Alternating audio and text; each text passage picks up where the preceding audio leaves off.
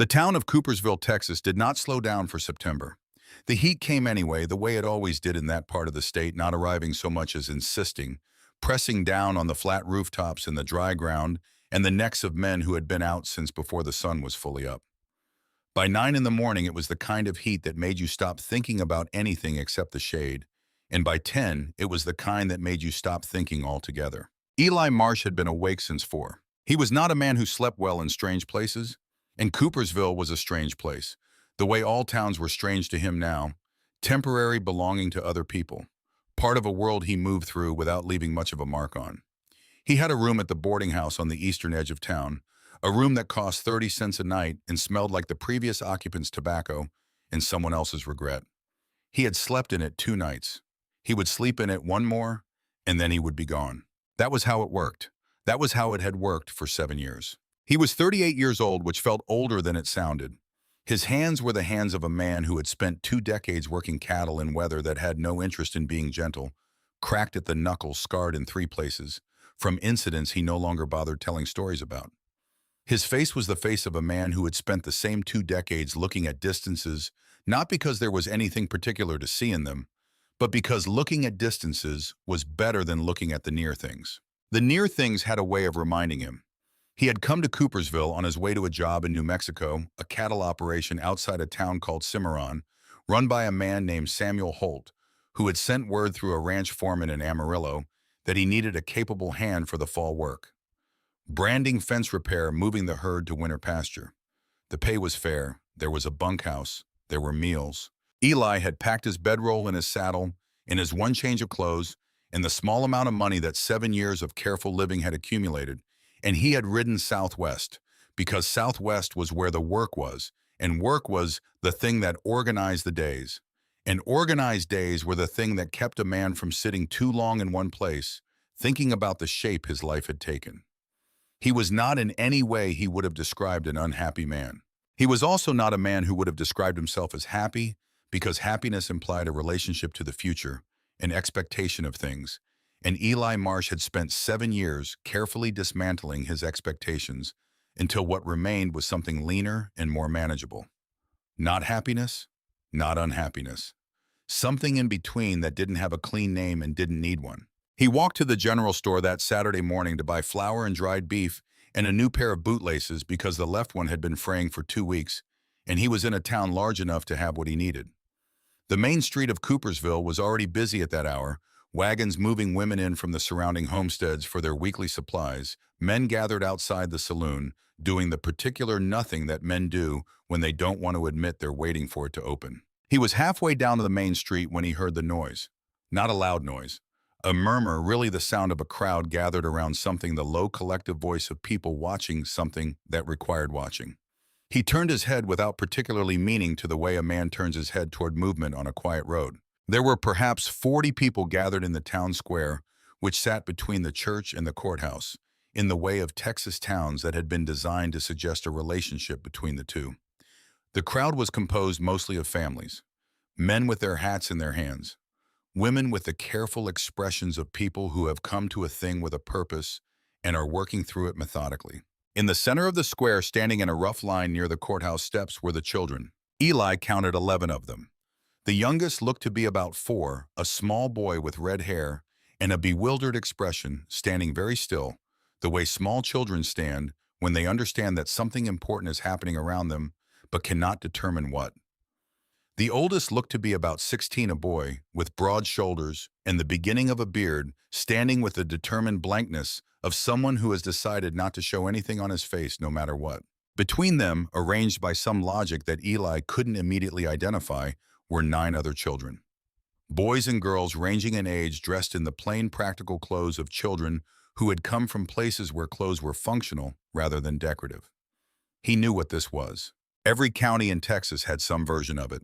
The children who came through the county system removed from homesteads that had failed, from parents who had died or been unable to continue from situations the county had determined required intervention. They were housed temporarily in whatever the county had available, which was usually not much, and then placed with families who could take them on. Workers in wards in exchange for a fee that covered the county's administrative costs. It was not called what it was. It was called a placement fair, which was the kind of name that made a difficult thing sound like a county social. Eli stood on the edge of the crowd and watched for a moment with the distant observer's habit he had developed over years of moving through places that weren't his. A thin man with a ledger was speaking to a family near the courthouse steps. The red-haired boy was taken within the first 5 minutes, lifted by a woman whose arms seemed to reach for him before the rest of her had made the decision. 3 of the younger children went in the first quarter hour, claimed by families who had come with specific intentions and were satisfied. He was about to turn and continue to the general store when he saw the girl at the end of the line. She was standing apart from the others. Not by much, perhaps 3 feet, but 3 feet in a line of children is a significant distance enough to mark a boundary enough to suggest that the separation was not accidental. She was the last child in the line, and she had the particular quality of the last thing on a list, the item that remains when all the easier choices have been made. She was tall. That was the first thing Eli registered, and the thing that registered most strongly because she was tall in a way that altered the visual logic of the group around her. She stood as high as most of the men in the crowd. Her height had the quality of something that had happened faster than the world had been able to adjust to the particular angular quality of a body that had grown in rapid stages, arms and legs, that were long in a way that hadn't yet found its final proportion. She was perhaps 14 years old, though the height made exact age difficult to determine. Her hair was dark, very dark, pulled into 2 practical braids that had been done with care by hands that knew what they were doing. She wore a gray dress that was too short for her, stopping several inches above where it should have not, because it was poorly made, but because she had grown past it and no one had replaced it. Her feet in worn leather boots were planted squarely on the ground. Her hands were folded in front of her with a composure that had nothing theatrical about it. It was not the composure of someone performing calm. It was the composure of someone who had simply decided at some point before this moment that the expressions on her face were hers to govern and had governed them accordingly ever since. But it was her eyes that made Eli stop walking. They were dark, very dark, set in a face that was angular and serious, and not yet fully settled into the face it would become. And they were doing something that Eli recognized immediately because he had spent 20 years in situations where doing it correctly made the difference between managing and not managing. She was taking stock. She was watching the crowd the way you watch terrain you don't know yet. Noting where people were positioned, how they moved, which direction they looked when they looked away from her. Reading the gathering the way you read a room when you walk into it, not knowing if it's safe. Her eyes moved steadily without hurry, taking in information and filing it. She was not performing composure. She was actually composed, which was a different thing entirely and much rarer. Eli watched. A couple approached her. The woman was in her mid-30s, well-dressed by Cooperville standards, with the expression of someone who has come to accomplish a specific thing and intends to accomplish it. She looked at the girl. The girl looked at her. Something passed between them that Eli couldn't fully decode from where he was standing, but he saw the moment it resolved the slight shift in the woman's expression, the almost imperceptible drawing back, and then the couple turned away and moved toward a smaller girl, 2 positions up the line. Another family. Same result. The man spoke briefly to the thin fellow with the ledger. The man Eli would later learn was named Tanner, a county official whose job on the first Saturday of every month was to close out the placement records. Tanner shook his head slightly. The family moved on. A third approach. A farmer type, older with a teenage son beside him who looked uncomfortable in his good shirt. The farmer looked at the girl the way he might look at a tool he wasn't sure he needed. He asked something. Eli couldn't hear the question, but he could see the girl's answer clear and direct, no hesitation. The farmer looked at his son. His son looked at his boots. They moved on. The fourth family didn't stay long enough to ask anything. The girl watched all of this without expression. Not with the blank look of someone who has shut down, but with the level look of someone who is paying attention and has decided that what is happening is information, not judgment. Each family's departure registered in her eyes as a data point and nothing more. It was this more than anything else that made Eli stay where he was when he should have continued to the general store. He was still standing there 15 minutes later when Tanner came to the end of the line with his ledger and looked at the girl and looked at his ledger and looked up and found Eli standing on the edge of the crowd with his hat in his hands. The look Tanner gave him was not hopeful. It was the look of a man who has one item left on a list and very little expectation of placing it. "You interested?" Tanner said. Eli looked at the girl. The girl looked at Eli. There was a moment, brief, maybe 3 seconds, maybe 5, in which something passed between them that Eli would spend the next 7 years trying to name accurately and never quite managing. It was not recognition exactly because they had never met. It was not sympathy because sympathy implied a distance of viewer and a subject, and this felt more level than that. It was something closer to the wordless acknowledgement of two people who have, by different routes and through different circumstances, arrived at the same understanding of how the world operates and what it asks of you. She was 14 years old, and she was doing what he did in unfamiliar situations, taking stock, noting exits, preparing for outcomes. "What's her name?" Eli said. "June Deller," Tanner said. "Father died on the road from Kansas. Mother gone before that when the girl was 7. No other family located." "How old?" 14, close to 15. Eli looked at his hat. He looked at the girl named June Deller, who was looking at him with those taking stock eyes, and who had not in the entirety of the time he had been watching her shown fear or pleading. Only assessment. He did not have a home to take her to. He had a job in New Mexico that might or might not still be available when he got there. He was 38 years old and had no experience with children and no particular qualifications for any kind of responsibility beyond the work of his hands and the word he had managed to keep with the men who hired him. He had $2 in his left pocket and a fraying bootlace, and nowhere to be except Simmeron, maybe. $2, he said. $2, Tanner confirmed. Eli reached into his pocket. He paid the $2. He was not entirely sure in the moment of paying them what exactly he was doing. He knew what the transaction was. He knew what the paperwork said, which Tanner filled out with the efficient handwriting of a man who has done something many times and sees no reason to slow down.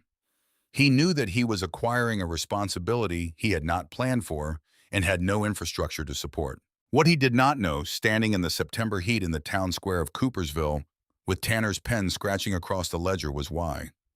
He would not know for some time. He would learn it slowly, the way you learn most important things, by living toward the answer rather than thinking toward it.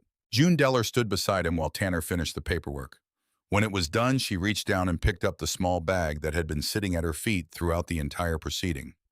It was very small, smaller than a saddlebag, smaller than anything a person would reasonably carry if they had access to more. It told him in the single clear language of objects everything about what she owned. She looked at him. "Where are we going?" she said. Her voice was level. No tremor in it, no uncertainty, no performance of any kind. The question of someone who has determined that what they need are the facts of their situation clearly stated so they can work with them. "New Mexico," he said. "I have work there." "Maybe." "Maybe," she repeated. "It's what I've got," he said. She looked at him for a moment, the same steady reading look she had given the crowd all morning. Then she nodded once. Not a resigned nod, not a grateful nod. The nod of someone who has evaluated the available options and made a considered decision. "All right," she said. They walked to where his horse was tied at the post outside the general store. Eli looked at the horse, which was a good quarter-horse compact and reliable, not large. He looked at June Deller, who was nearly as tall as he was, standing beside him with her small bag and her straight posture waiting. "You ride," he said. "My father taught me," she said. He thought about this. "Wait here," he said. He went to the livery. He had a spare saddle, a good one, a piece of equipment he'd been carrying for 2 years against the possibility of a second horse, and he offered it in exchange for a mule and a day's feed. The liveryman looked at the saddle for a long time before agreeing. It was a fair trade only if you needed the mule more than the saddle, which Eli now did. The mule was a gray animal of indeterminate age with intelligent eyes and an expression of permanent, mild skepticism. Eli led it out to where June was waiting. She looked at the mule, then she walked around it slowly, the way someone walks around something they are genuinely evaluating rather than performing evaluation. She stopped near its front left leg and looked down. "This one's favoring its left front," she said. "Slight, but it's there." Eli looked. She was right. There was a barely perceptible shift in the animal's weight distribution, a habit of standing with the left front set slightly back, the kind of thing you missed if you weren't looking for it. "Your father teach you that too," he said. "He had 2 horses and couldn't afford a vet," she said. "Someone had to learn." She said it without self-pity, which he would come to recognize as one of her consistent qualities. She narrated the facts of her life without editorializing them, without adding the emotional commentary that most people added consciously or not. It was a quality he found in that first hour unexpectedly restful. They left Coopersville at noon. The road west was the kind of road that West Texas produced, wide and flat and indifferent, running through scrub and dry grass toward a horizon that looked the same from every angle. Eli rode his horse and June rode the mule, and they moved at the pace the mule set, which was deliberate and steady and not interested in being hurried. They did not talk much in the first hours. Eli was not by nature a man who filled silence, and June, it turned out, was not either. The silence between them was not uncomfortable, which surprised him. Silence with strangers is usually an awkward thing, full of the awareness of its own existence. This silence was more like the silence of two people who have tacitly agreed that words will happen when there's something to say and not before. She rode well. Better than well. She sat the mule with the ease of someone who has spent significant time on animals, who has learned not to fight the movement, but to move with it. She read the terrain the way he had read it in her, noting where the ground changed, where the shadows were wrong, where there might be a problem before it became one. She was paying attention continuously to the world around her. By mid-afternoon, when the heat had settled into the particular heavy stillness of a Texas September at its peak, June spoke. "Where's the work?" she said. "Ranch outside Simmeron," he said. "Man named Holt. Samuel Holt. He sent word he needed a hand for fall work." "Sent word when?" "6 weeks ago." She considered this. "And it might not be there anymore." "Might not. What do we do if it isn't?" "Find something else," he said. She accepted this, not because she was satisfied with the answer, he thought, but because it was an honest answer, and she had a practical relationship with honesty. It told her what she needed to know, which was that he was not the kind of man who invented reassurances. They made camp that night in a shallow depression off the road out of the wind, near a scattering of mesquite that provided something adjacent to shelter. Eli built a small fire, and they ate from the provisions he'd bought in Coopersville, dried beef and hardtack, and the slightly stale cornbread the boarding house had packed with him that morning for a separate journey he had thought he was taking alone. June ate without comment. She helped break down the provisions and organize the camp with an efficiency that suggested she had done it before. She did not wait to be told where things went. She looked at the situation and assessed it and did what needed doing. After the fire had settled into coals, they sat in the particular quiet of the Texas night, which is very quiet in a way that has weight to it, a quiet that seems to press back against the sounds you make. The stars were the thick, unpunctuated stars of a dark sky night, the kind of sky that felt closer than it had any right to. June was looking at the fire.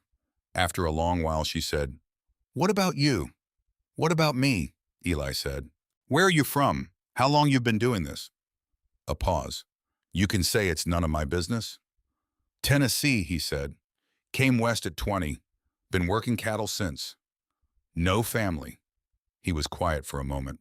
The fire made its small sounds. "Had a wife," he said. He did not usually say it. He had not said it to anyone in a long time, not because it was a secret, but because it required follow-up, and the follow-up was the part that cost something. But there was something about the particular quality of this dark, this fire, this girl sitting across from him, with her straight back and her level eyes, that made the usual economy of silence feel wrong. "Her name was May," he said. "She died in 1869. Cholera." June looked at the fire and did not say anything. "She was carrying a child when she died," he said. "The child didn't make it either." The fire settled.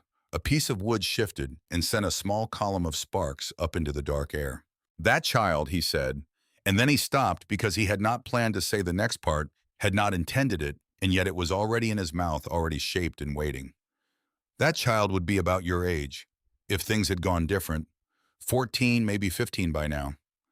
June was very still on the other side of the fire. "Same as me," she said. "Same as you," he said. They sat in silence for a long time after that. The kind of silence that is not empty. The kind that has things in it that don't need to be named to be present.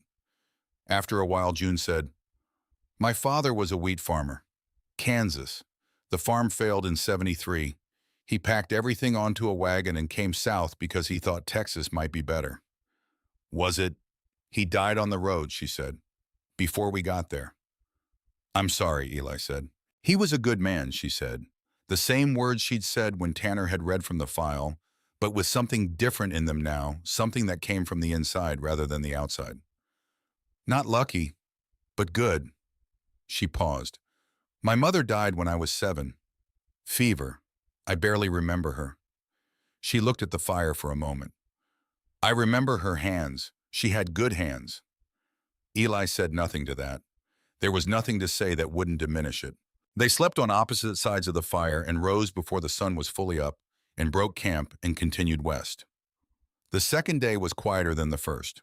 They had said the important things the night before, the structural things, and what remained was the comfortable and necessary silence of people who know where they stand with each other. They crossed into New Mexico territory in the early afternoon.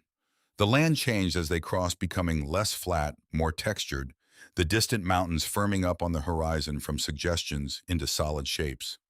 The light was different here, thinner, somehow cleaner. They were fording a shallow creek crossing when it happened. The mule found an uneven stone in the crossing and stumbled. Not badly, the animal recovered immediately, but the motion was sharp enough that June's right hand went out to grip the saddle, and her sleeve rode up with the movement. Eli saw it because he was looking in that direction. Because that's the direction he'd been watching, the way he'd been watching it since Coopersville, the same steady peripheral attention he gave to any situation he wasn't sure he fully understood yet. On her left forearm above the wrist there was a scar. Not the thin white line of an accidental cut, not the irregular mark of a childhood fall. It had a shape that was deliberate, the healed mark of something applied with intention. She noticed him looking. She didn't pull her sleeve down quickly, which told him something. She looked at him, looking at it, and then she looked back at the path ahead and she said, "Last place I was, before the county." He waited. "There was a man there," she said. "He had a system for what he called discipline. It wasn't about what you did, it was about him having the system." She said it the way she said everything about her own life, as information, as something that existed in the factual record and could be stated plainly. No tremor, no anger that showed. Just the clear voice of someone who has integrated a difficult thing by refusing to let it be larger than it was. He did not say he was sorry. He had learned somewhere in the years of moving through the world that sorry was a word that often served the person saying it more than the person hearing it. It organized the speaker's discomfort into a social transaction. It asked the person who had suffered to accept the discomfort of another person in return. He said nothing. But he looked at the road ahead, and he thought about the $2 he had paid that morning, and something settled into place in his understanding that had not been there before. He did not put words to it. He did not need to. He knew with the quiet certainty of a man who has spent 20 years reading situations correctly for his own survival that he had done the right thing in Coopersville. Whatever that meant, whatever it would turn out to mean. June rode beside him and said nothing more about it. They moved through the New Mexico afternoon in their established silence, the mountains growing clearer ahead of them, the air cooling slightly as the day turned toward evening. The town of Simmeron appeared near dusk, a cluster of buildings in the valley below. Long ridge lights, beginning to appear in windows as the dark came on. They rode through it at a walk, both of them looking, cataloging the shared habit of people who are careful about new places. On the far side of town, north on a rutted ranch road, they found the Holt property. A proper ranch, established and well-maintained, the kind that had been built over decades, and showed it in the solidity of the fence lines and the care of the outbuildings. A main house with a long porch, a large barn, 3 smaller structures arranged with the practical logic of working operations. A lamp was burning in the main house. Samuel Holt came out to the porch when he heard the horses. He was a man of about 50, compact and weathered, with a rancher's direct eyes and a face that had not spent much time in doubt about things. He looked at Eli. He looked at June. "Eli Marsh," he said. "That's right," Eli said. Holt looked at June again. His expression was not unfriendly. It was the expression of a practical man encountering a variable he had not been told to expect and deciding how to account for it. "Job offer didn't include anyone else," he said. "I know it," Eli said. He got off his horse. He was not a man who explained himself while still mounted. "It's a situation that came up." He told it plainly, the way he had told June's own situation to her without decoration. The placement fare, the $2, the road from Coopersville. He did not editorialize or justify. He stated the facts and let them be facts. Holt listened. His expression did not change much during the telling. When Eli was done, Holt looked at June, who had remained in the saddle on the mule sitting straight, looking back at him with her level dark eyes. "She work," Holt said. "Ask her," Eli said. Holt looked at June. "Can you cook?" "Yes," June said. "Garden?" "Yes." "You afraid of cattle?" "No," she said. Holt looked at his wife, who had appeared in the doorway of the main house sometime during the exchange. Margaret Holt was a woman of about 45 with a teacher's posture and alert eyes that had taken in the entire scene from the doorway with an expression that Eli recognized immediately. It was the expression of someone who has seen what they need to see and has made up their mind. "She can sleep in the house," Margaret Holt said. "We have the room." And that was that. June dismounted in the yard of the Holt ranch in the last of the evening light. She picked up her small bag. She looked at the main house, then at the barn, then at the dark outline of the mountains against the darker sky. She did not look like a girl who had been saved. She looked like a girl who had assessed the available options and determined that this one was workable. Eli watched her walk toward the house behind Margaret Holt, her back straight, her steps unhurried, her dark braids catching the last of the evening light. He stood in the yard for a moment after they went inside. He looked at the mountains. He thought about $2, about the shape of a decision made without knowing what the decision meant, about a girl at the end of a line in a gray dress that was too short because nobody had thought to replace it, standing in the September heat, with her hands folded and her eyes steady, taking stock of a world that had not so far given her much reason to trust it. He took his horse to the barn and began to settle the animal for the night, working in the familiar rhythm of the work, the only rhythm he had counted on for 20 years to be exactly what it was. Through the window of the main house, he could see the lamplight. He could see, if he looked, the shadow of Margaret Holt moving in the kitchen, and beside her, slightly taller, the shadow of June Deller. Eli Marsh finished bedding down the horse. He closed the stall. He stood in the quiet of the barn with the smell of hay and animals around him, the sounds of the New Mexico night coming in through the gaps in the planking, and he thought about the fact that he had come to Simmeron alone and had not arrived alone. He thought about May, about the child she had been carrying when she died, about the particular shape of loss that you carry when it is not just a person, but a future that is taken, not just someone you loved, but the version of yourself that would have existed if they had lived. He thought about a girl who said her father was a good man. Not lucky, but good. He picked up his bedroll and walked toward the bunkhouse. Through the window of the main house, the lamp burned steadily.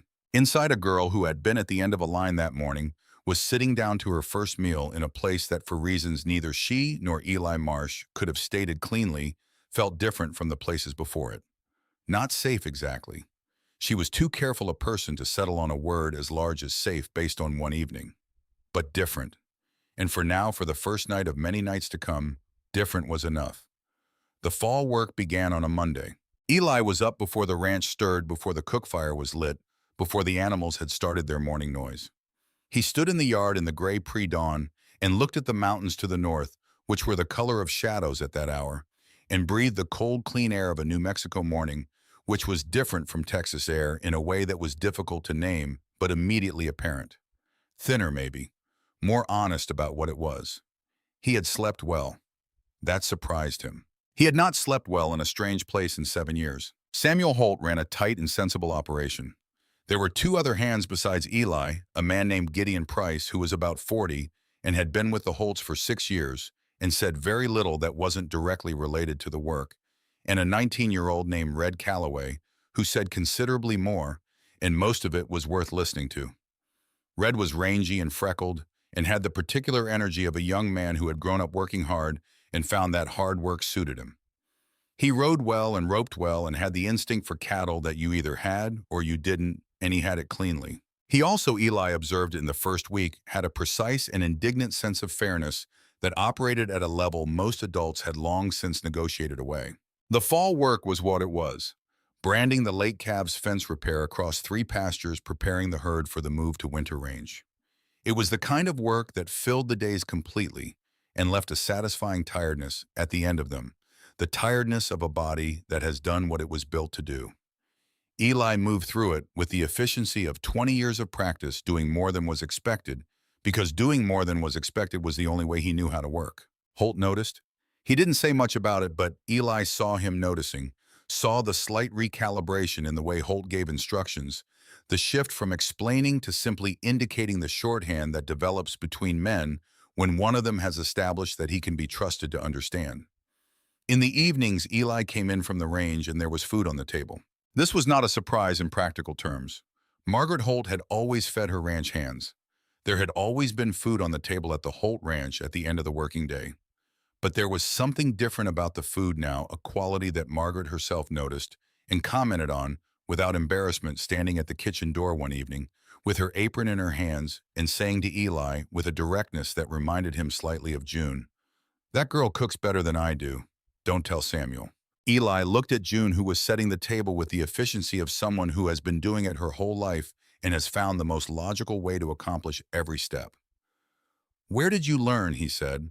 "My father couldn't cook," she said without looking up from the table. "Someone had to." She said it without self-pity, which was her consistent way.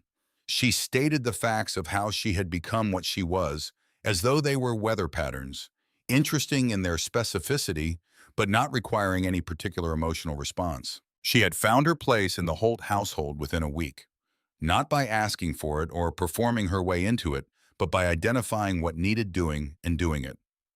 The kitchen garden, which Margaret had maintained at a functional but uninspired level, became June's project by a kind of natural selection, Margaret deferring to her judgment about what should be planted where, and June accepting the responsibility with the focused attention she gave everything. She was reading every book in the Holt household. Margaret had a small library for this part of the world, perhaps 40 volumes history and agriculture, and 2 novels and a collection of letters from the Revolutionary period that June read 3 times.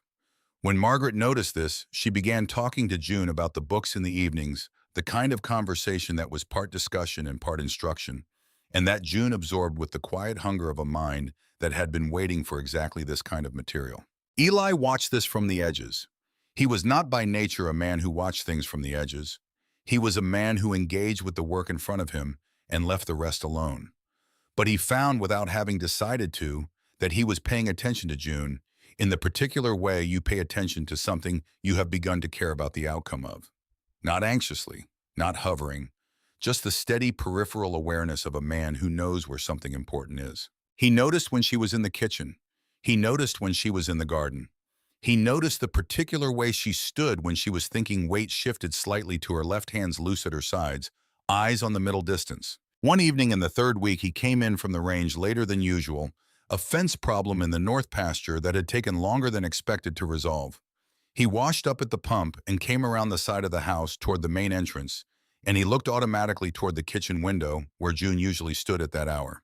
She wasn't there. He stopped walking for a moment, stood looking at the empty space in the window where she usually was. Then he heard her voice from the other side of the house talking to Margaret about something in the garden, and he continued walking. He didn't think much about it that night, but he thought about it later, about the stopping, about the 2 or 3 seconds he had stood looking at a kitchen window because the person he expected to see in it wasn't there, about what that meant exactly, about the shape his days had taken without him making any decision for them to take that shape. He had not expected to have habits. He had specifically organized his life for 7 years to avoid having habits because habits implied a place, and a place implied a future. And a future was the thing he had given up on the day he buried May and the child she was carrying in a field outside of a town in Kansas, whose name he had spent 7 years trying to forget and hadn't quite managed. The habits had come anyway, quietly, in the way that necessary things come when you have stopped watching for them. The trouble started on a Tuesday in October. Simmeron was not a large town, but it was large enough to have a main street with a proper general store, a post office, a saloon that doubled as a meeting hall, and the particular social ecosystem of a frontier settlement that had been established long enough to have established families with established ideas about their place in things. The Voss family was one of these. Theodore Voss ran the largest dry goods operation in the county, a man of 50 who had arrived in Simmeron 12 years earlier with capital and ambition and had converted both into a position of commercial importance that he wore with the unassuming confidence of someone who has never had to wonder about it. His son Connor was 16, a broad-shouldered boy with his father's confidence and considerably less of the work ethic that had earned it. Connor had grown up knowing that his family's name carried weight in Simmeron and had developed the particular ease of a person who has always had the room before he entered it. June had gone into town on a Tuesday with Red Calloway to collect a supply order from the general store.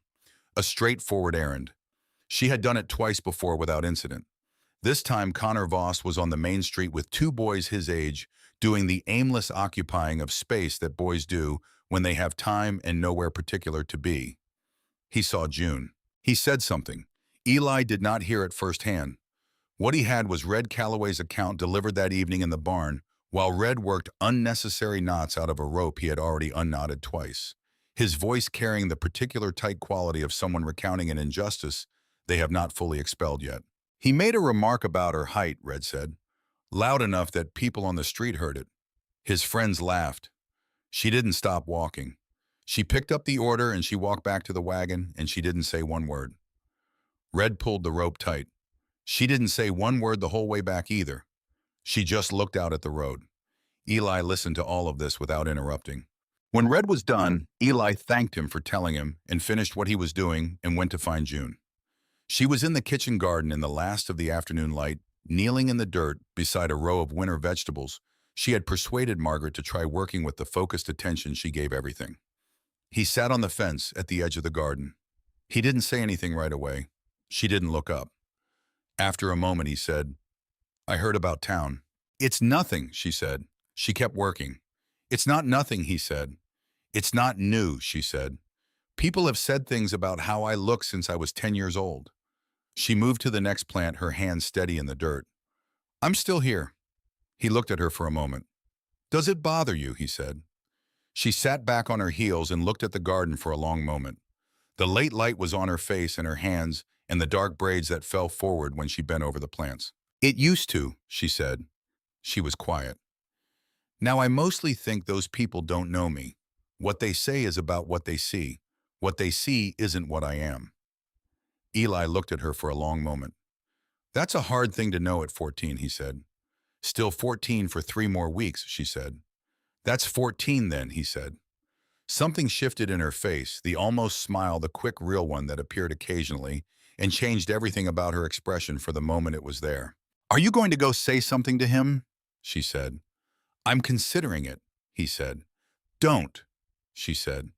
She looked back at the garden. "It'll make it a story. Right now it's nothing. Leave it nothing." He looked at her. "All right," he said. He left it nothing. He went to Simmeron the following morning for supplies that needed collecting and was not specifically required. He found Theodore Voss at his dry goods store and had a conversation with him that lasted about 4 minutes and involved no raised voices and no explicit threats of any kind. It was the kind of conversation that men of a certain type understand completely, where the meaning is carried not in what is said, but in the exact and deliberate manner in which it is said. Theodore Voss understood it. He was a man who had built something real in this town and had a realistic view of what it took to maintain things that were real. He thanked Eli for coming in. He said he would have a word with his son.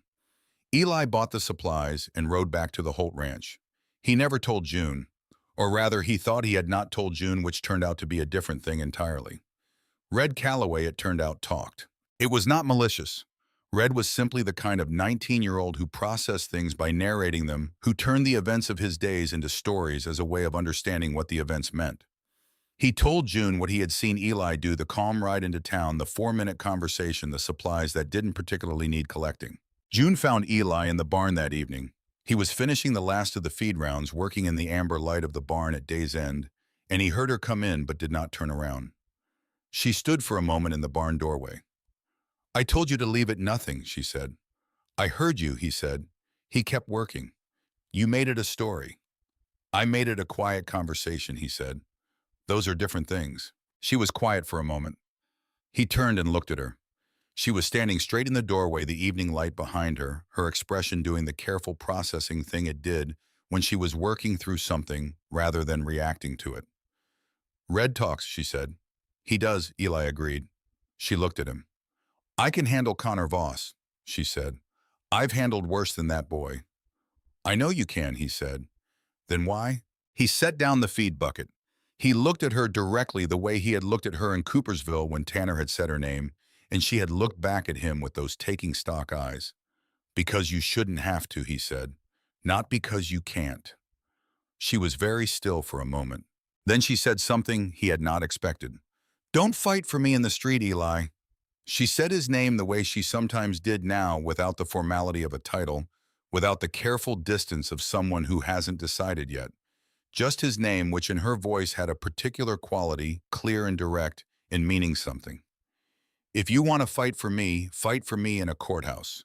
Fight for me on paper. That's what I need." He looked at her for a long moment. "All right," he said. She nodded, the considering nod. Then she turned and walked back toward the main house, and Eli stood in the barn with the smell of hay and horses around him and thought about what she had just said, and about what it implied, and about the fact that she had thought further ahead than he had, as she generally did, about the practical shape of her situation. That night Eli did not sleep easily. Not because of anything that had happened or anything he was afraid of. He lay in his bunk in the quiet of the bunkhouse, listening to Gideon Price's measured breathing and the distant sounds of the ranch at night, and thought about what June had said. Fight for me on paper. She was right. He had known she was right in the moment she said it. The paperwork Tanner had filed in Coopersville was a Texas County document. It was the kind of thing that was honored in places that had reason to honor it, and not particularly noticed in places that didn't. He was in New Mexico territory now, which had its own administrative logic and its own relationship to Texas paperwork, a relationship that was cordial at best and, practically speaking, largely irrelevant. If he was going to do this properly, if the word properly meant anything, he needed to understand what properly looked like in Simmeron, New Mexico, in the fall of 1876, for a 38-year-old cattle hand with no fixed address and a 14-year-old girl in his care. He started asking questions, carefully, the way he did everything without broadcasting what he was doing or why. He talked to Samuel Holt, who was a practical man with a realistic understanding of how things worked in the territory. He talked to a man in town who had done some legal work for the county and knew what the process looked like.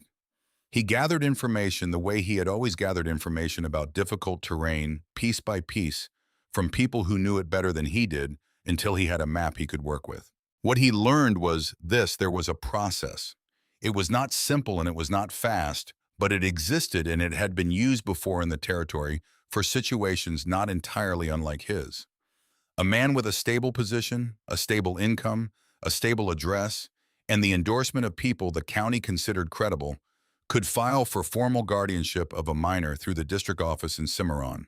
Stable position, stable income, stable address. He had the income since Samuel Holt paid him well for the fall work. He had the address as long as Holt kept him on. The position was the question. The fall work was seasonal.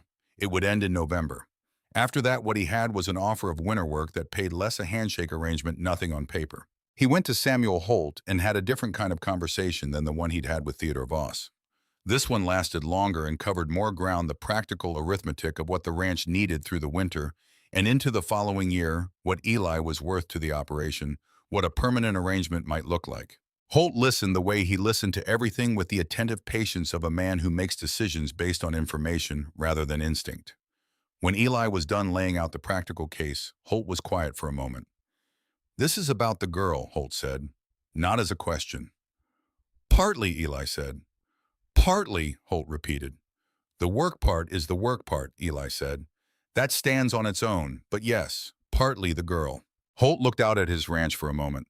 The afternoon was clear and cool, the mountains sharp against a blue sky, the kind of day that made the case for New Mexico all by itself. "Margaret would tell you," Holt said slowly, "that having June here has been the best thing to happen to this ranch in some time." He paused. "She'd be right. That girl has a gift for making things grow. I don't just mean the garden." He looked at Eli. "I'll put you on through the winter. We'll talk about the spring when we can see the spring." Eli thanked him and meant it. November came and the fall work closed out with the particular satisfying finality of seasonal work completed. The herd was in its winter range. The fences were sound. The outbuildings were weathered and caulked against the cold. The ranch settled into its winter rhythm, slower and more interior, the days organized around maintenance and preparation, rather than the urgent outdoor work of the warmer months. June had grown the kitchen garden until it was producing things that surprised even Margaret. She had persuaded the soil into yielding varieties that had no business thriving in this climate, working them with a patience and a knowledge that came from somewhere deeper than the months she had been there. She began in November teaching the wives of the two nearest neighboring operations what she knew about desert soil and winter growing, and they came on Thursday afternoons and listened to a 14-year-old girl with the attentiveness of women who are genuinely hungry for what she has to tell them. Eli watched this from the distance that had become his habitual position relative to June's life. Present, attentive, not hovering. He had begun to understand the difference between what she needed and what he was instinctively inclined to provide, and the gap between them was instructive. He was inclined to solve things for her, to intervene, to stand between her and whatever was difficult. She was inclined constitutionally and thoroughly to handle things herself and to let him know in clear terms when she wanted something different.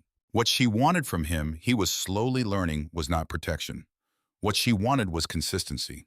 She wanted to know that he would be there when she looked for him, not because she needed rescuing, but because knowing where someone is and knowing they will remain there is a different kind of security than the kind that comes from someone solving your problems.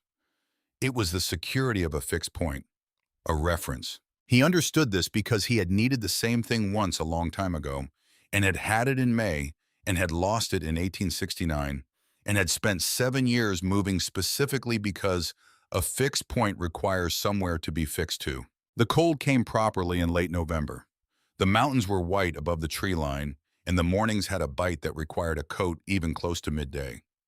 The bunkhouse was warm enough, and the ranch house was warmer, and the evenings had shifted from the open-air sitting of the warmer months to the interior gathering around the Holt's main room, where the fireplace made its steady argument for staying put. On a November evening, with the wind off the mountains making the windows rattle gently, Eli sat by the fire in the chair that was generally his reading. Nothing, doing nothing in particular, the honest idleness of a man who has done enough work in a day to earn it. June was across the table mending a dress that had developed a problem at the hem. She worked with the focused efficiency she brought to everything, the needle moving in steady rhythm. Her head bent slightly forward so the firelight caught the dark of her braids. They had been sitting in this quiet for about half an hour when she set down the mending and looked up. "Tell me about May," she said. He looked at her. "You told me how she died," June said. "The facts of it. I want to know who she was." He was quiet for a moment. The fire moved. "Why?" he said. June looked at the table for a moment, then at him. "Because I want to know who you were before you were the man who stopped." He sat with this for a moment. Then he began to talk. He told her things he had not told anyone. Not the facts he had offered at the campfire in Texas, the outline of a grief stated in the minimum necessary terms, but the actual content of the life he'd had with May, the specific and irreducible details that made a person rather than a story about loss. The way she laughed, which was sudden and genuine and slightly too loud, and which she was entirely unapologetic about. The way she argued, which was thorough and fair, and willing to change her mind if you changed it with something real. The way she had looked at the Kansas plains when they first arrived with the expression of someone receiving something they hadn't asked for but were willing to find interesting. The child they had talked about, the plans they had made, the version of themselves they had been moving toward. He talked for a long time. The fire burned down, and he added wood and kept talking, and June listened without interrupting, without offering the consoling phrases that people usually felt compelled to offer during this kind of telling. She listened the way she did everything, with her full attention, letting the words be what they were. When he was done, he felt to his own surprise lighter. Not better exactly, because better implied a problem solved, and this was not a problem. It was a shape. The shape of a life that had been lived and then broken and then continued in a different form. But lighter somehow, as though the telling had redistributed something that had been sitting in one place for too long. June was quiet for a moment. "She would have liked New Mexico," she said. He looked at her. "The light here," June said, "and the way the mountains change. She sounds like someone who noticed things." She paused. "She would have liked it here." Eli looked at the fire. "Yeah," he said. "She would have." They sat in the firelight for a while after that. Margaret Holt had gone to bed an hour earlier. The ranch house was quiet except for the fire and the occasional sound of the wind. Outside, the mountains were white and cold and perfectly still under a sky full of the particular stars of a New Mexico winter, thick and close and indifferent to everything below them. June picked up her mending again. Her needle moved. The fire moved. The wind moved outside. Eli sat in his chair and watched the fire and thought about what she had said. Not the comfort of it, though it was that too, but the precision of it. She sounds like someone who noticed things. May had noticed things. She had been constitutionally inclined to pay attention to what was in front of her, to take pleasure in the specific, rather than the general, to find the world interesting at the level of detail. It was he realized what June did too. He did not say this. He sat with it and let it be what it was. Another piece of the accumulating understanding of this arrangement he had entered without a plan and was learning one day at a time the actual shape of. Eventually, June set down the mending, folded it, said goodnight, and went to the room that was hers in the main house. Her footsteps were quiet on the floor. The door at the end of the hall closed with its particular small sound. Eli stayed by the fire for a while longer. He added the last piece of wood and watched it catch. The room was warm and quiet, and the chair he sat in was a good chair that had been broken in over years into a shape that suited him. He thought about Samuel Holt's offer of winter work.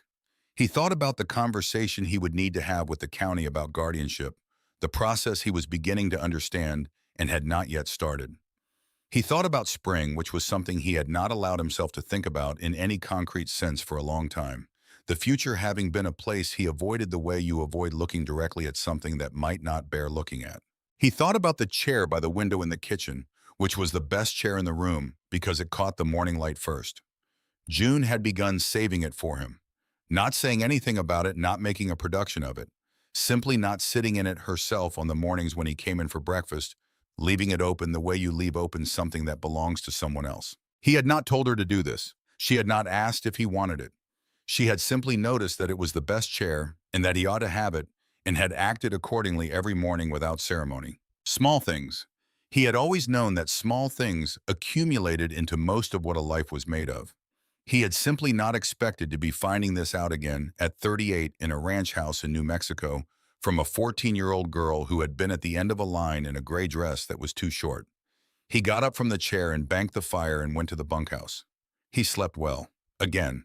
That was the thing he kept coming back to in the small accounting of each day that he did before sleep. He was sleeping well.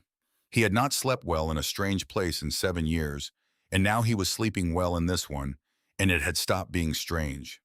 He was beginning, without having made any decision to do so, to be a man who had somewhere to be.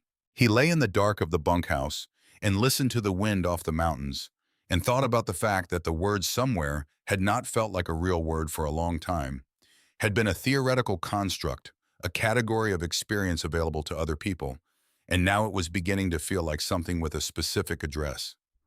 He thought about what June had said in the barn. Fight for me on paper. He fell asleep thinking about what it would take to do exactly that.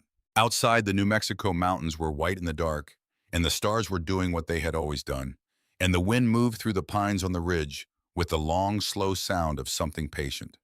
In the main house, a lamp burned for another few minutes. Then it went out.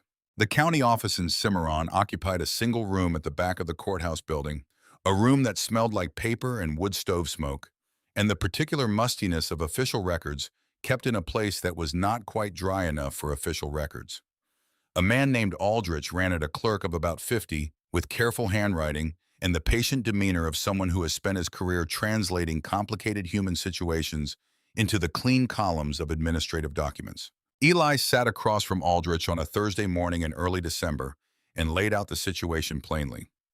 Aldrich listened with a pen in his hand and his ledger open, and his expression doing the careful, neutral thing that men in his position learn to do, neither encouraging nor discouraging, simply receiving. When Eli was done, Aldrich was quiet for a moment. He looked at his ledger. He looked at the pen in his hand. He said, "The Texas document establishes that you took responsibility for the girl at the placement fair in Cooperville." "It does," Eli said. "That document is valid in Texas," Aldrich said. "Here in the territory, it's a starting point, not an ending point." "I understand that," Eli said. "What makes it an ending point?" Aldrich set down his pen and folded his hands on the desk and looked at Eli with the expression of a man who is about to say something that is genuinely complicated and is deciding how to say it without making it sound impossible. What he described was a process, not a simple one, but a real one. A formal petition for guardianship filed through the district, reviewed by a territorial judge who held court in Simmeron 4 times a year, the next session being in February. Supporting documentation. character endorsements from people the county considered credible, evidence of stable circumstances, a fixed address, consistent employment, the basic infrastructure of a life that could support a minor. "You're a cattle hand," Aldrich said, not unkindly. "No fixed address until recently. No property." "That's right," Eli said. "The judge will look at that." "What does the judge look for?" Eli said, "when he looks at it." Aldrich picked up his pen again and turned it in his fingers. "He looks for permanence," he said. "He looks for someone who has stopped moving." Eli rode back to the Holt ranch in the clear cold of the December afternoon, with the mountains white to his left and the road straight ahead of him, and that word turning over in his mind. Permanence. He had spent 7 years avoiding it, had built his life around its absence, had structured every decision to ensure that nothing required him to be anywhere in particular, that nothing would be lost if he moved on because there was nothing to leave behind. He had been so thorough about it that permanence had ceased to feel like a real option, had become something other people had, something that required a different kind of person than the kind he had become. He unsaddled his horse in the barn and stood with his hand on the animal's flank for a moment thinking. Then he went to find Samuel Holt. He found him at the fence line of the south pasture, checking the wire repairs they'd done in October, running his gloved hand along the strands with the habitual inspection of a man who knows that a fence looked at in November is a different thing from a fence tested by winter. Holt heard him coming and didn't turn around right away. He finished checking the section he was on and then turned. "How was town?" Holt said. "Educational," Eli said. He told Holt what Aldrich had told him. All of it, including the part about permanence, including the part about what the territorial judge would look for and what Eli currently lacked that the judge would require. He told it straight the way he always told things, without softening the edges or arranging it to make himself look better than he was. Holt listened with his hands in his coat pockets and his eyes on the mountains. When Eli was done, Holt was quiet for a while. The cold was the particular dry cold of a New Mexico December clear, and without humidity, the kind that didn't feel as dangerous as it was until you'd been in it too long. "Margaret said something to me last week," Holt said finally. "What did she say?" "She said that girl has more sense than most of the adults she's known in her life." He paused. "She said it like a fact, not a compliment." "It is a fact," Eli said. Holt looked at him. "I want to offer you a year-round position. Full year, not seasonal. The pay is less than the fall rate, but it's consistent. You'd have your bunk, your meals, your address." He said the last word with a slight emphasis that indicated he understood exactly what they were talking about. "That gives you your permanence." Eli was quiet for a moment. "Why?" he said. Holt almost smiled. It was the same question June always asked, and it had the same quality, the genuine request for the honest answer, rather than the polite one.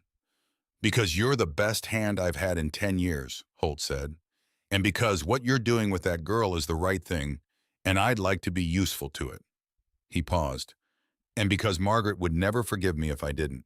Eli looked at the mountains, looked at the fence line solid and well repaired against the winter, looked at the ranch that had been someone else's life for 20 years, and he was beginning to understand being offered to him as the context for a different life than the one he had been living. "All right," he said. He shook Holt's hand. It was a brief, firm handshake, the kind that didn't need anything added to it. He filed the guardianship petition with Aldrich the following week. Holt signed an employment letter. Margaret wrote a statement in her careful former teacher's hand. Aldrich accepted the documents and scheduled the case for the February session. That left 2 months. December passed in this way of working winters, the days organized around maintenance, and the particular indoor tasks that cold weather produced. Eli repaired tax service tools, worked the horses through their winter exercise routines with the patient consistency that kept animals sound through months of reduced work. June continued with the garden's winter projects, the covered beds, and the cold hardy varieties, and continued her Thursday afternoon sessions with the neighboring women, which had grown from 2 attendees to 6. Margaret had given her a new book in December, A Natural History of the American Southwest, and June read it with the focused absorption she brought to everything she read, taking notes in the margins in a small clear hand, asking Margaret questions about the parts that required more context than the book provided. Eli watched her read sometimes in the evenings by the fire. He watched the way her face changed when she was absorbed in something, the usual careful composure relaxing slightly, the expression underneath it, younger and more open, closer to whatever she had been before, She had learned that the world required the composure. He thought about the vet bong on her arm, which he had not mentioned since the day at the crossing, in which she had not mentioned either. He thought about it not with pity, which she would have found useless and perhaps insulting, but with the particular anger of a man who knows that some things cannot be fixed, but can be accounted for in the ongoing work of a life. He had done what he could with that. He had stopped in Coopersville and paid $2 and kept going. That was all he'd had to offer, and he had offered it, and it had been enough to start. January was cold and quiet and long. The mountains were deeply white. The bunkhouse was warm, and the main house was warmer, and the Holt Ranch existed in the peaceful insular world of a working operation in winter, self-sufficient and unhurried, the days marked by the rhythms of animals and weather, and the small interior satisfactions of work done well. On a January morning, Red Calloway was thrown from a horse in the south pasture. Not badly, he was up before Eli reached him, embarrassed and indignant, and already composing the version of the story he would tell later, but his left wrist was wrong. Not broken, the county doctor determined, but badly sprained, and he was ordered to rest it for 2 weeks. June appeared at the bunkhouse door that evening with a poultice wrapped in clean cloth that smelled of things from the garden, and she handed it to Red with the brisk efficiency of someone who has looked into the situation and determined what is needed. Red accepted it with the somewhat wounded dignity of a 19-year-old being tended by a 15-year-old. "How do you know this works?" he said. "My father's horse threw him twice," June said. "The second time was worse. I learned." She looked at his wrist. "Keep it on tonight. Replace it tomorrow morning." She left. Red looked at the poultice, then at Eli, who was sitting on his bunk. "She's something," Red said. "She is," Eli said. "Where'd she come from, really?" "Kansas," Eli said. "By way of Texas." Red looked at the door through which June had left. "I mean," he said, and then stopped because he was 19 and did not yet have the language for what he meant, which was something about the quality of a person who has been through a great deal and has come through it not diminished, but clarified. "I know what you mean," Eli said. The February session of the territorial court came on a Tuesday, gray and cold, with a thin skin of ice on the water trough that June broke with the handle of a bucket before she came in for breakfast. She said nothing about the court date over breakfast. She ate her food and drank her coffee and talked to Margaret about the covered beds and whether the cold had gone deep enough to threaten the winter carrots. Eli rode into Simmeron with Samuel Holt beside him. The courtroom was a room that also served as the town hall, and on alternate Sundays as a meeting space for one of Simmeron's 2 congregations, a room of perhaps 40 seats and a raised platform at the front, where a table served as the bench when the territorial judge was in session. Judge Harlan Kress was a man of 60 with white hair and the particular unhurried precision of a man who has spent decades making decisions that mattered to the people standing before him and has learned to make them without either speed or unnecessary delay. Aldrich had the petition in order. The Holt employment letter was in the record. Margaret's statement was in the record. 2 other members of the Simmeron community had provided written endorsements at Holt's quiet request. A rancher named Beaumont, who had known Holt for 15 years and vouched for his judgment, and the Thursday afternoon women's group, which had submitted a collective statement about June's contributions to the community that Margaret had helped them compose. And that was in its plain, practical language, one of the most persuasive documents Eli had ever seen produced about anyone. Judge Kress read through the petition with the systematic thoroughness of a man who reads things to understand them rather than to confirm what he already thinks. He asked Eli several questions about his employment, his address, his plans. Eli answered them directly and without elaboration. Then Kress looked up from the papers and said, "Tell me why you stopped." Eli was quiet for a moment. "In Coopersville," Kress said, "the placement fair. You weren't looking to take on a child. You had a job to get to. You stopped anyway. Tell me why." Eli looked at the judge. The courtroom was very quiet. Holt was in the seat behind him. Aldrich was at his clerk's table. There were a few other people in the rows behind Simmeron, being the kind of town where a court session drew an audience. "I don't have a clean answer for that," Eli said. "I've thought about it. I don't have one." Kress waited. "I saw her," Eli said. "She was at the end of the line and everybody else had been taken and she was watching the crowd the way you watch something when you're getting ready for whatever comes next. She wasn't afraid. She wasn't asking for anything." He stopped. "I've been in situations where you don't show what you're feeling because showing it doesn't help." She knew that. At 14 years old, she already knew that. He paused again. I paid $2, and I didn't have a reason that would satisfy anybody, including me. I just knew I was going to. Cress looked at him for a long moment. And now, Cress said, 5 months later, what is it now? It's what I told you in the petition, Eli said. She's the most capable person I've spent time with in 18 years. She deserves a fixed address and someone who shows up. I can provide both. A pause. I'd like to provide both. Cress looked at the papers again. He was quiet for a moment that felt longer than it was. Then the door at the back of the courtroom opened. June walked in. She was wearing the dress Margaret had helped her make in January, a proper one this time. The right length, good fabric, well fitted to her considerable height. Her dark braids were pinned up in the style Margaret had shown her for occasions that required it. She walked down the center aisle with her straight posture and her level eyes, and she stopped at the rail and looked at Judge Cress.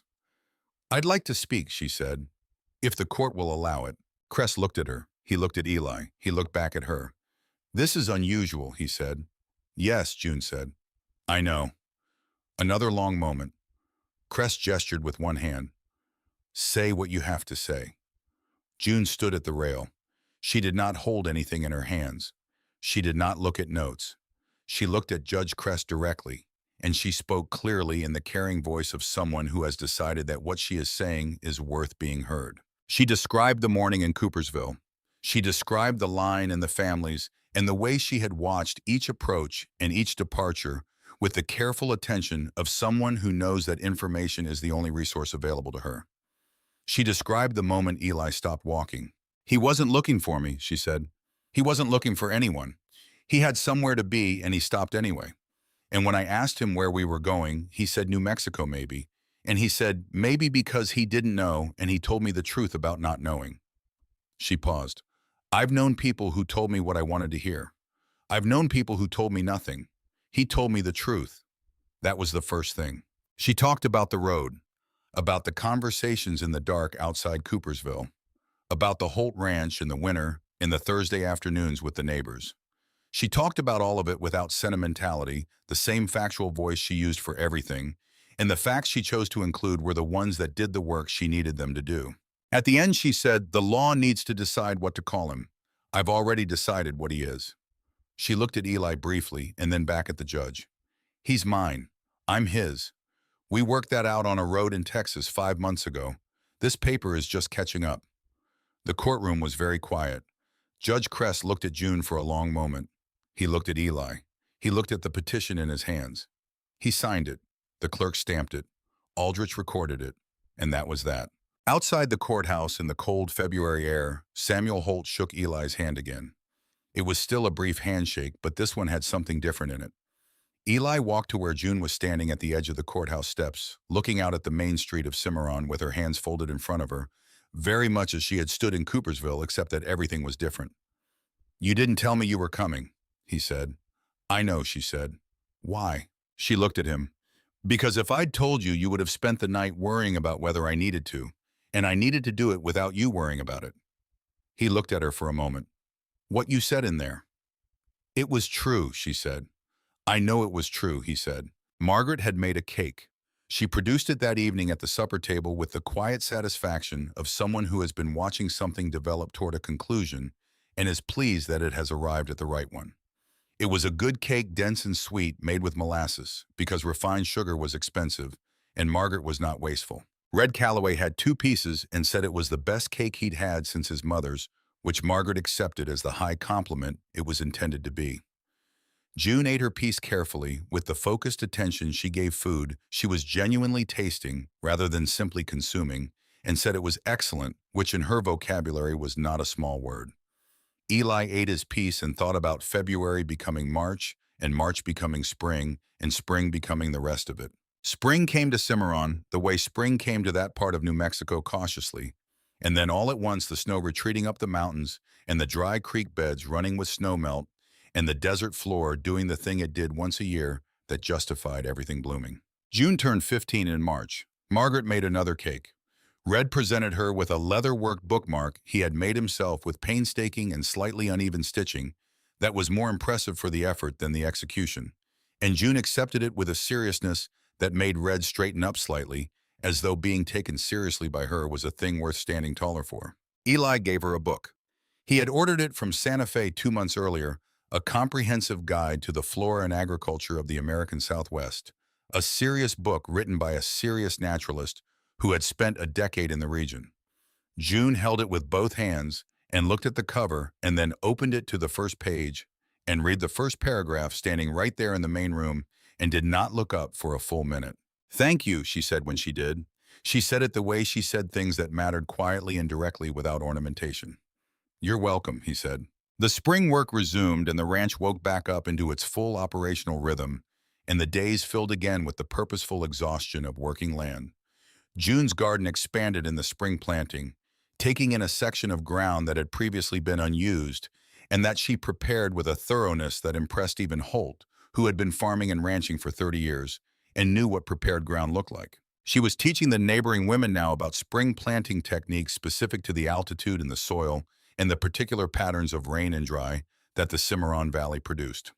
They came on Thursday afternoons and sometimes on Saturday mornings, and they brought questions that were increasingly sophisticated because June had raised the level of their understanding to the point where they could ask better questions. One afternoon in May, Eli came in from the range to find June in the garden and stopped at the fence in the way he had developed, not announcing himself, simply being there.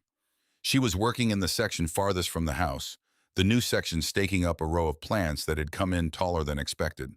She looked up. "There's coffee," she said. "In a minute," he said. He watched her work. She moved through the garden with the ease of someone completely at home in a task, no wasted motion, no uncertainty about what came next. The afternoon light was on her and on the garden she had built out of neglected ground, and the mountains were sharp and clear to the north, and the air had the particular quality of a New Mexico May afternoon, warm and clean and full of the smell of things growing. He thought, standing at that fence, about Cooperville, about a September morning in a town square and a line of children, about a girl at the end of the line in a gray dress that was too short with her hands folded and her eyes steady and her small bag at her feet. He thought about May. He thought about the child that would have been June's age. He thought about 7 years of moving through the world with the specific lightness of a man who has nothing to lose because he has made a careful practice of having nothing. He thought about what it had cost, the lightness, the freedom of needing very little. He had thought of it for 7 years as a kind of economy, a sensible arrangement with loss, and it had been that it had served him. But he could see now, standing at this fence in the May light, that it had also been a form of hiding. Not dishonest hiding, not cowardly, but hiding nonetheless. The hiding of a man who has decided that the distance between himself and the things that could hurt him is the most important distance to maintain. June looked up again from the garden. "You're still there," she said. "Still here," he said. The summer passed in the fullness of summer ranch work, and the second fall, and a second winter, and a second spring. The years had a shape now that the years before had not had the shape of a life organized around a place, and the people in that place, rather than around the absence of both. Eli worked the Holt ranch through the seasons with the consistency that Holt had recognized and rewarded, and that Eli himself had come to understand not as a constraint, but as the thing that made everything else possible. June grew. She was 15 and then 16, and the inch and a half she gained in that period brought her to a height that cleared most of the men she encountered, and that she wore with the unself-conscious ease of someone who had finished negotiating with it. She was simply tall the way the mountains were simply tall, without apology or explanation. She became, in the language of the region, someone people talked about, not with the gossip quality that attached to dramatic events, but with the matter-of-fact quality that attached to someone whose competence had become a known quantity. The garden that she had transformed, the Thursday sessions that had grown into a genuine community practice, the quiet, thorough way she did everything she did. Connor Voss, who was now 18 and working in his father's store, crossed paths with June in the street one October afternoon and nodded to her with the careful respect of a young man who has received at some point information that has adjusted his understanding of his place in things. June nodded back and continued walking. The interaction lasted 3 seconds and contained everything that needed to be in it. At 16, she began reading law. Not studying it formally, there was no formal study available to her in Simmeron, but Margaret had connections in Santa Fe and acquired books, and June read them with the same methodical absorption she brought to everything, and asked Margaret questions and asked Eli questions, and occasionally asked Judge Kress questions on the quarterly occasions when he was in Simmeron, which Kress answered with the serious attention of a man who recognizes a serious mind. At 17, she told Eli she intended to have her own land someday. They were at the corral fence in the early evening, the last of the work done, the day cooling toward the long blue dusk that was one of the consistent beauties of the New Mexico summer. "I know," Eli said. She looked at him. "You're not surprised."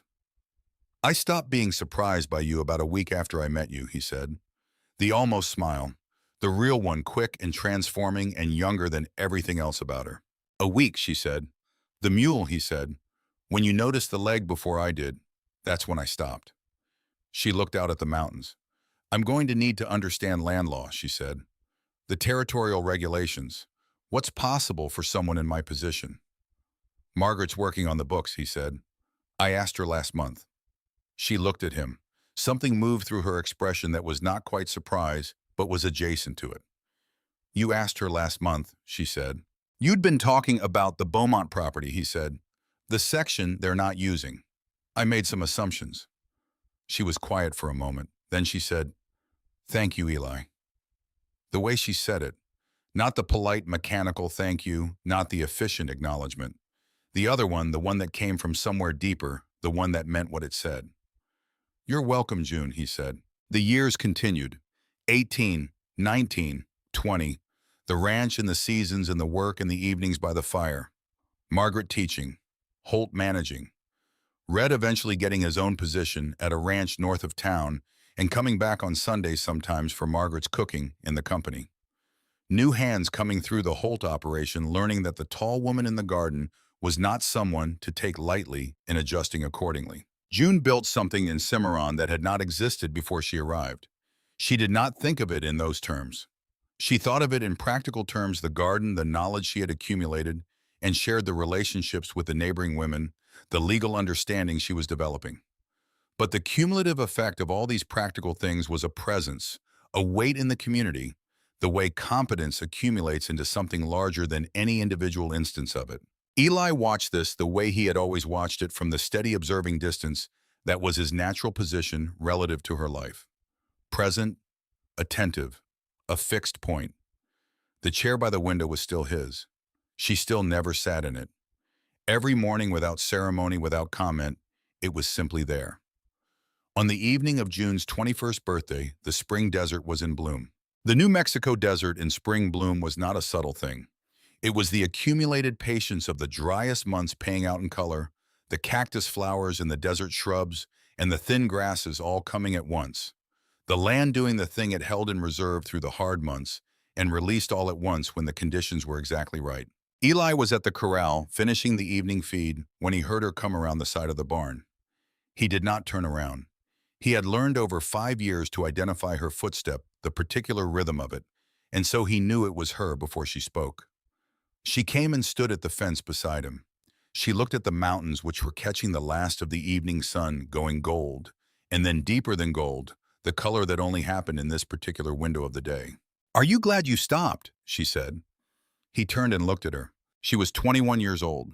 She was tall in a way that had long since stopped being awkward and was simply her, a physical fact as natural as the mountains behind her.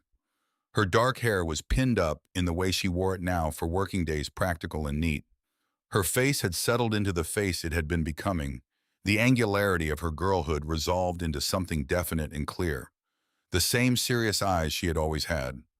Looking at him now, the way they had looked at him in Cooperville, steadily taking stock, waiting for the honest answer. She was the most capable person he had spent time with in 25 years of meeting people. She was, in whatever way the word meant, something real and not just something legal his. "Every day," he said. "Every single day." She looked at him for a moment. Then she nodded. Not the quick nod, not the efficient processing nod. The other one, slower, the nod of someone receiving something they have wanted to know for certain and are now certain of. Then she turned and went inside to start supper, and the door of the main house closed behind her with its familiar small sound. Eli finished the feed. He latched the corral gate. He stood in the spring evening and looked at the desert in bloom and the mountains going dark behind the gold and the light going out of the sky in the long, slow way of clear sky evenings, the horizon staying bright long after the sun was gone. He thought about $2. He stood there in this cooling air and thought about the exact weight of $2 in his left pocket on a September Saturday morning in Coopersville, Texas in 1876. He thought about what he had known when he paid them, which was almost nothing. He thought about what he had not known, which was everything. He had not known about the campfire conversation in the dark, about the mule with the weak leg, about Margaret's books and Red's indignant sense of justice, and Holt's handshake, and the judge's question, and the way June had walked into that courtroom in February without telling him she was coming because she had needed to do it without him worrying about it. He had not known about 5 years of supper fires and winter mornings, in the garden growing, in the Thursday afternoons, in the chair by the window, kept for him every morning without ceremony. He had not known that the thing he thought he had lost in 1869, not just May, not just the child, but the version of himself that had somewhere to be and someone to be there for, was something that could be found again. He had spent 7 years being certain that it couldn't. He had organized his entire life around the certainty of its absence. $2 had disagreed with him. He looked at the desert in bloom. He looked at the mountains going dark. He looked at the light in the window of the main house, steady and warm, the same light that had been in that window every evening for 5 years. The light that meant supper was coming and the day was nearly done, and there was somewhere to go when the outside work was finished. He had bought that Saturday morning in Coopersville something he could not have named in the moment of buying it. Not a worker, not a ward, not the child who might have been, though there was that in it too, the shape of a loss given a different kind of answer than the one he had expected. He had bought a reason to stop moving, a reason to sleep well, a reason to think about spring in the concrete terms of what would be planted and what would grow rather than in the abstract terms of a future he wasn't sure he was walking toward. A reason on a spring evening in New Mexico with the desert in bloom and the mountains going gold to stand in the cooling air and feel without performance and without explanation the particular fullness of a life that has something in it. Not happiness exactly, because happiness was too simple a word for something this complicated. But fullness. The weight of a life that had stopped moving long enough to accumulate the things that make moving worth it. The door of the main house was warm in the window. Inside, a 21-year-old woman who had been at the end of a line in a gray dress that was too short was starting supper, moving through the kitchen with the efficiency she brought to everything. The sound of it just audible through the walls, the particular music of an evening going the way it was supposed to go. Eli Marsh stood in the spring dark and listened to it. Then he walked toward the light. The best $2 he had ever spent.